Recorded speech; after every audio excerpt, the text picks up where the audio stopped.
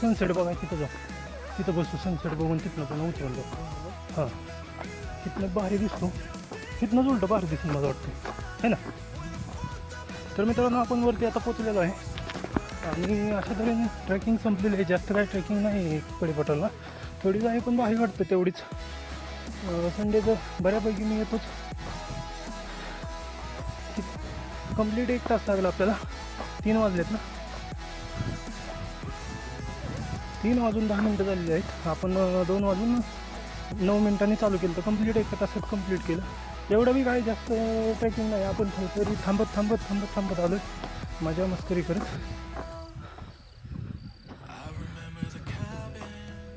आता थोडं ऊन असं आभाळ आलं आहे त्यामुळे बाहेर वाटतंय जरा सावली टाईप. आता देवाचं दर्शन घेऊ आणि थोडं साईडला जाऊन कुठतरी बसूया. आता जे घंटी वाजवता ना, आपण आता वाचून जाऊया देवाच्या पाया पडताना.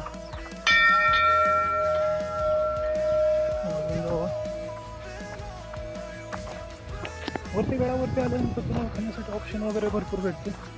जास्त काही प्रॉब्लेम येणार नाही खाण्यापिण्याचा, पाणी वगैरे व्यवस्थित आहे. हे असे ते मारुतीचं मंदिर आहे, त्याच्या पाठीमागं राम मंदिर आहे एक. येताना आपण पाया पडूया तिथं.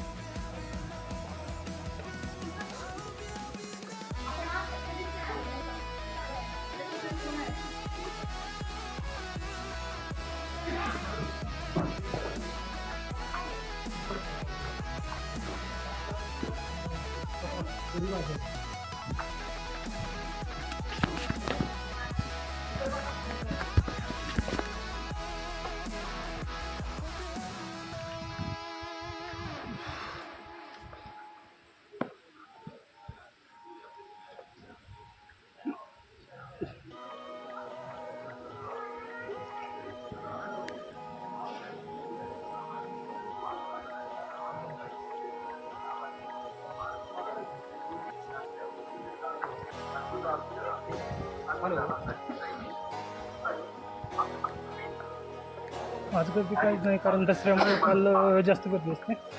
आजकाल जास्त गर्दी नाही. चप्पल आपण या साईडला इकडे काढूया. चप्पल स्टँड काढलेलं आहे, ठेवलेलं आहे तिथं. चप्पल काढून आपण इथून मग पुढचा प्रवास चालू करूया. प्रवास म्हणजे पाया वगैरे पडून थोडा वेळ आराम करूया. हा शूज घेतलेला आहे मी. ट्रेकिंगसाठी शूज घेतलेला आहे स्पेशल. थोडा कलर जरा रॉंग आला, जास्त पडेल आला, त्यामुळे झमकी जास्त वाटते, पण असू दे कम्फर्टेबल आहे.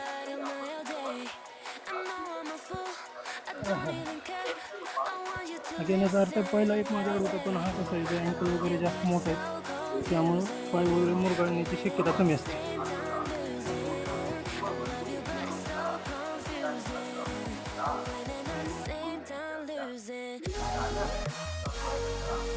आता आतमध्ये जाऊन दर्शनासाठी लाईनला उभं राहून बघा आतमध्ये भेटतंय का दर्शन. आतमधून भेटेल कारण गर्दी काहीच नाही.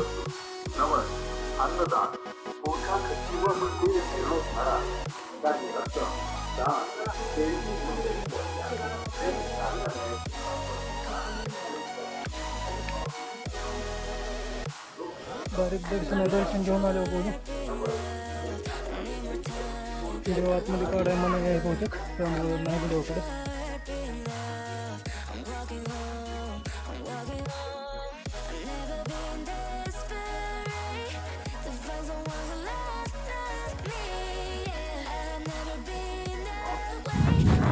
तर मित्रांनो आपण आता वरती गडावरती पाया वगैरे पडून इथं जिथून घोडा प्रस्थान करायचा ह्या ठिकाणी आलेलो आहे. इथे अशी एक मूर्ती वगैरे आहे घोड्याची, व या साईडला तोंड करून आहे. इकडे असा नजारा आहे मस्तपैकी बघायला भेटतोय.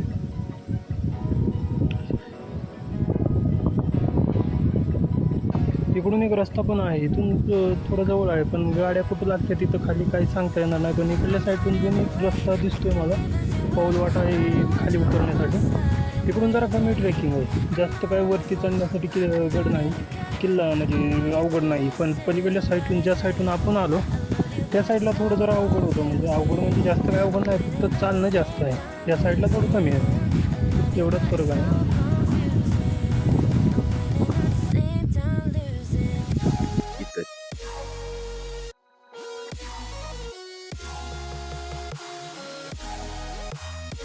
तर मित्रांनो, अशा तऱ्हेनं आपला दर्शन घेऊन कंप्लीट झालेलं आहे. इथे गेलतो, तिथून दर्शन घेऊन आता रिटर्न चाललो आहे.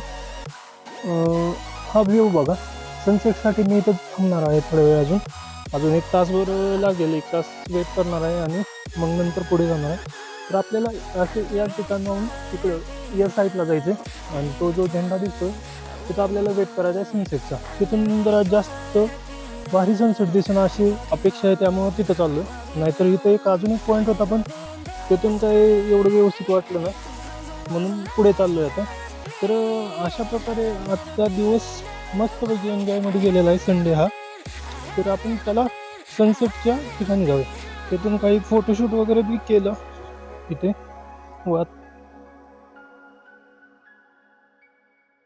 नाहीतर पायाला काम लागते.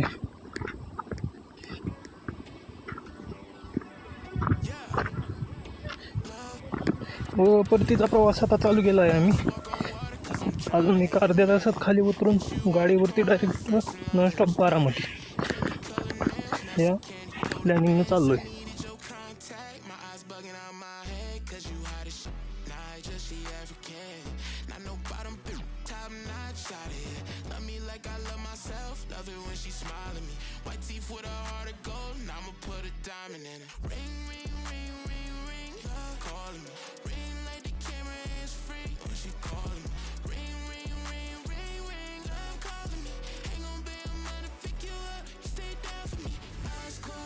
मित्रांनो, आपण सनसेट बघायसाठी या व्ह्यू पॉईंटला आलतो, पण जरा सननेच धोका दिला आपल्याला, कारण सन आभाळाच्या जाऊन बसलाय, त्यामुळे सनसेट काय आपल्याला बघायला भेटणार नाही. त्यामुळे आता रिटर्न निघण्याचा प्रयत्न करूया.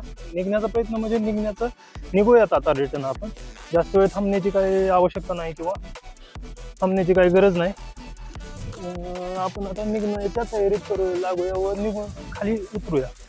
आता इथलं वातावरण तर मस्तपैकी झाले, असं वाटतं अजून 1 तास निवांत बसलं तरी काही प्रॉब्लेम नाही, असं एवढं भारी वातावरण झालंय. पण पुन्हा जाताना उतरताना अंधार पडेल, त्याच्यामुळे आपण आधीच लवकरच निघूया.